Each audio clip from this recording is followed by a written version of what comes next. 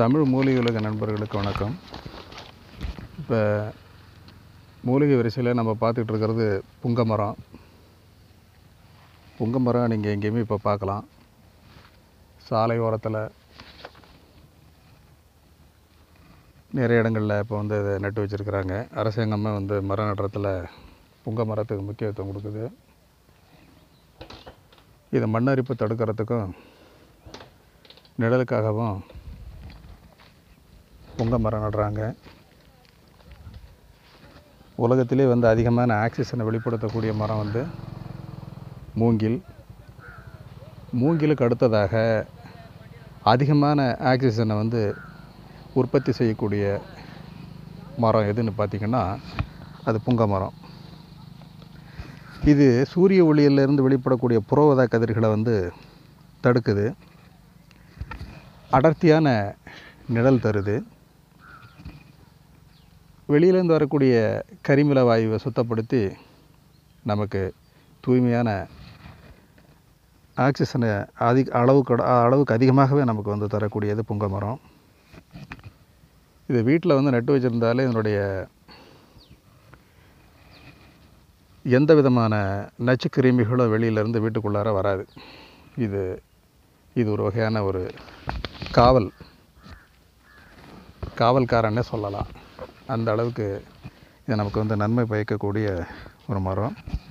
புங்க மரத்தினுடைய பூ, காய், வேர், பட்டை அனைத்துமே மருத்துவ குணம் வாய்ந்தது. ஆனால் இதில் நமக்கு எல்லாருமே நிழலுக்கு மரத்தை நட்டு வைக்கிறாங்களே தவிர இதனுடைய மருத்துவ குணங்கிறது அதிக பேருக்கு தெரியாது. ஆனால் அந்த காலத்தில் பார்த்திங்கன்னா சின்ன குழந்தைகளுக்கெல்லாம் இடுப்பில் இந்த கக்குவா மரம், இது இந்த புங்க மரத்துக்கு இன்னொரு பேர் கக்குவா மரம் அப்படின்னு சொல்லுவாங்க.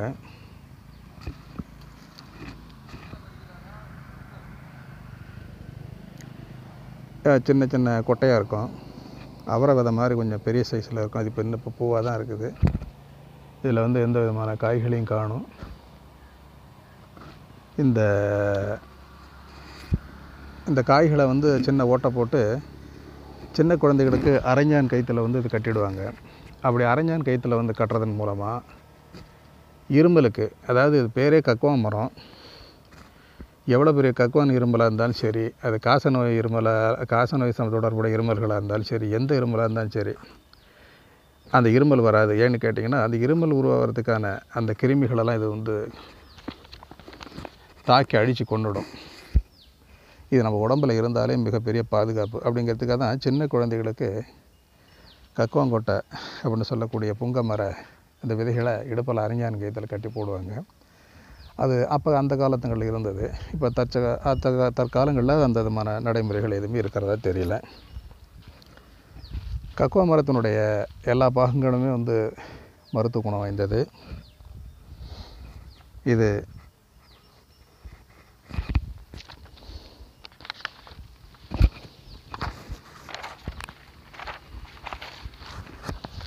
இது ஒவ்வொரு பாகங்களுமே நம்ம மருத்துவத்துக்காக பயன்படுத்தலாம்.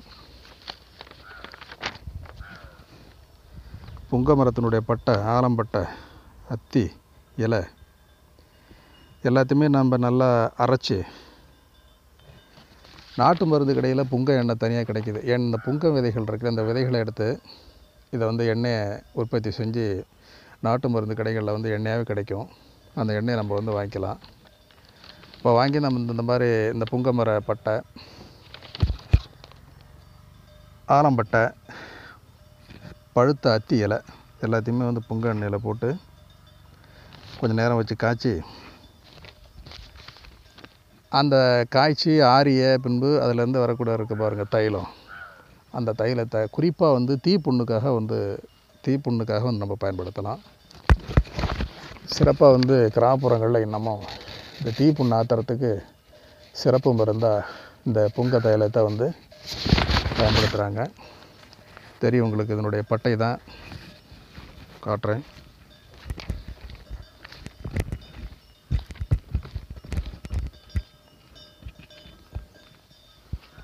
இந்த பட்டை அதுலேருந்து எடுத்துக்கலாம்.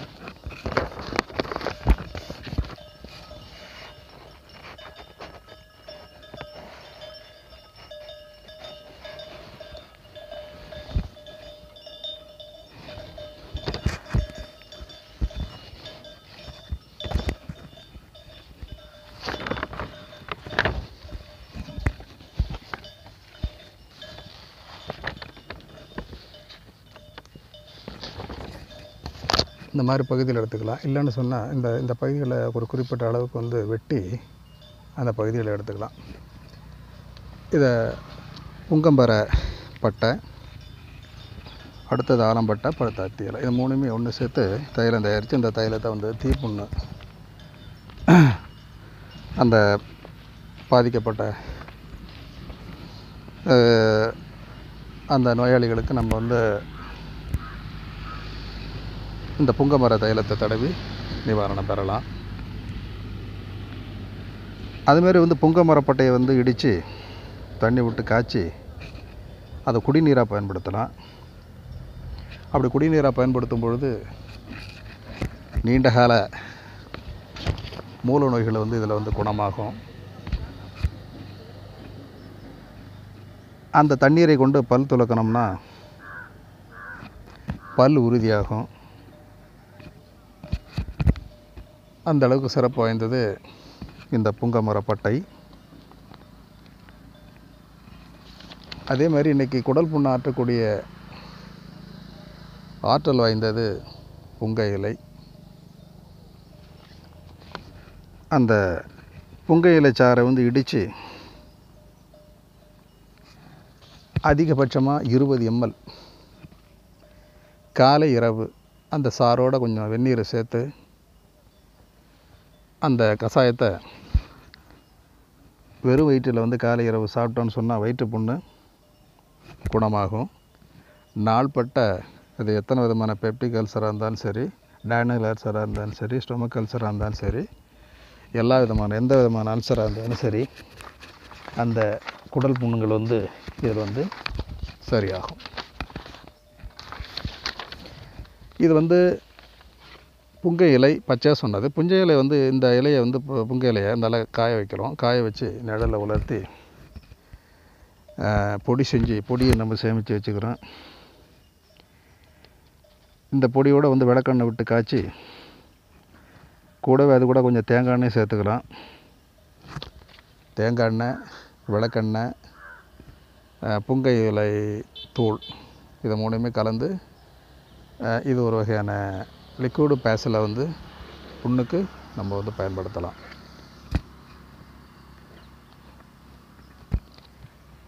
அது புது புண்ணாக இருந்தாலும் சரி, பழைய புண்ணாக இருந்தாலும் சரி, இரத்த கசிவு ஏற்படுத்தக்கூடிய புண்ணாக இருந்தாலும் சரி, எந்த புண்ணாக இருந்தாலும் சரி, அது வந்து இந்த புங்கை இலை இந்த சாற்றில் இது புங்கை இலை தூள்கள் மூலமாக செய்யக்கூடிய இந்த மருந்தின் மூலமாக அந்த புண்ணு ஆறும்.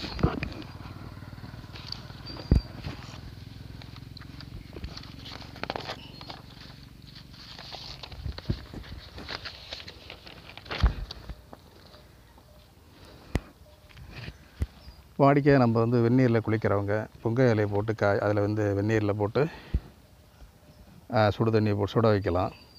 சுட வச்சு அப்படியும் குளிக்கலாம்.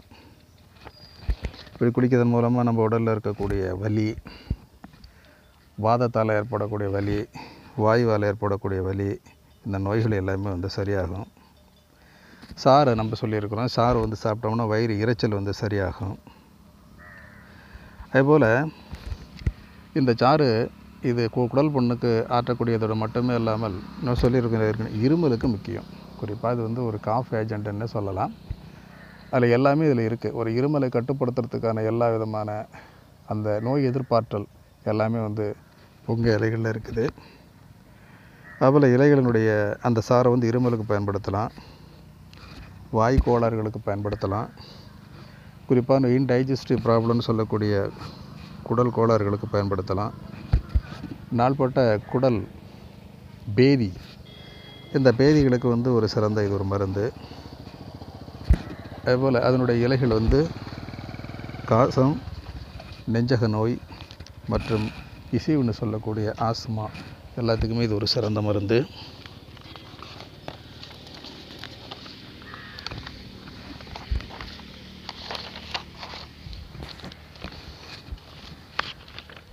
புங்கை இலை வந்து தோல் நோய்களை கட்டுப்படுத்துது, உடல் அழகை மேன்மைப்படுத்துது, உடல் பகுதிகளில் ஏற்படக்கூடிய அக்கிகளை வந்து குணப்படுத்துது.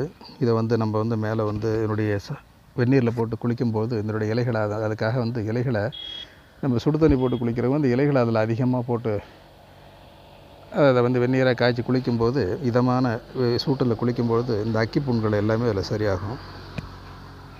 தொடர்ந்து இதிலேருந்து தயாரிக்கக்கூடிய அந்த எண்ணெய்களை கொண்டு அம்மை கொப்பளங்களை சரி பண்ணலாம்.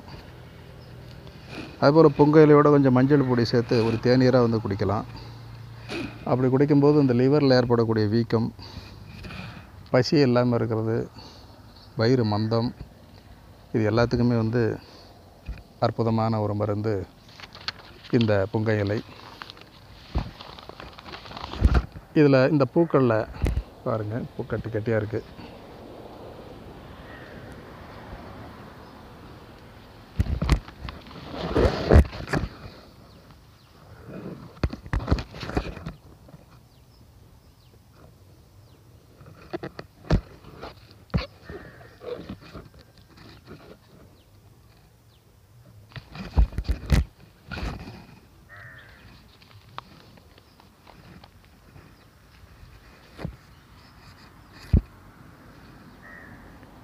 இந்த புங்க விதைகளில் இருந்து எண்ணெய் தயாரிக்கிறாங்க. இந்த புங்க எண்ணெய்களை வந்து நாட்டு மருந்து கடையில் நம்ம வாங்கிக்கலாம்.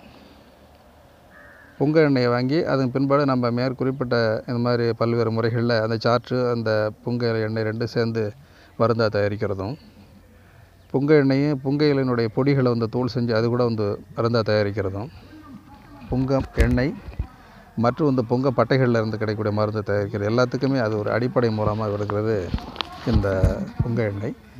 இந்த புங்க எண்ணெய் வந்து நாட்டு மருந்து கடைகளில் கிடைக்கும்.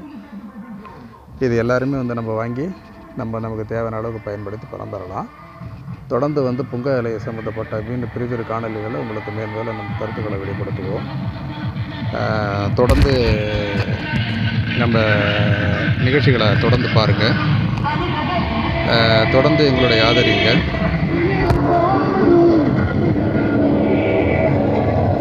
மறக்காமல் சப்ஸ்கிரைப் பண்ணுங்கள் நண்பர்கள்.